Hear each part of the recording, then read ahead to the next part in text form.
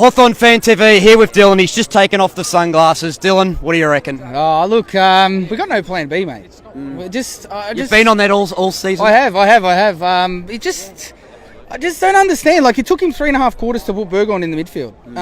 He did nothing in the back line.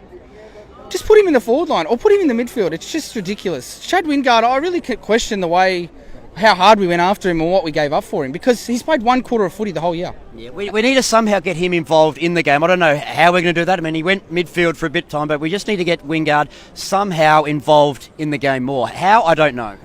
I agree with you. It's just, I watch him and he gets to the right spots, but he's just not putting himself on the line enough for it. Look, Bruce kicked 4 goals today, but he had 7 touches. I think that was one of the worst games I've seen him play. Yes, he kicked 4, but 3 times on the wing, he put no pressure on any players. They ran straight past him like he was a training cone. And it's just, put your hands out or do something to influence, but just nothing. He gave us nothing.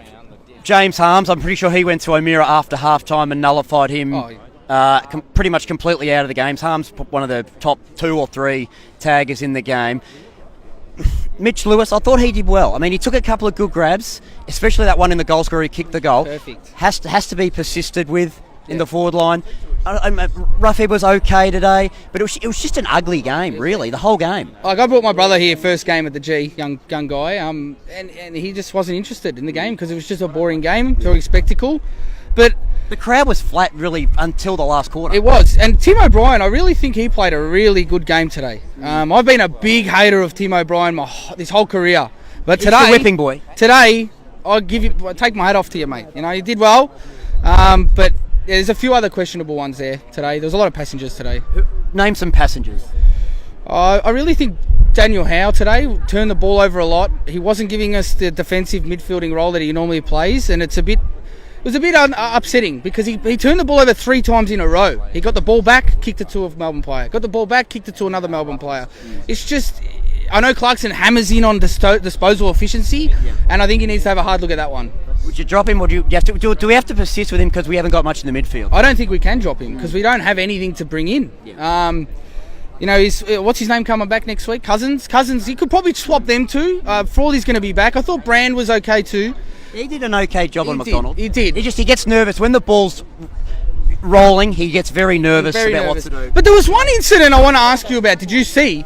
In the middle of the ground, we had the ball. We got a free kick, and the Melbourne player ran straight through the mark.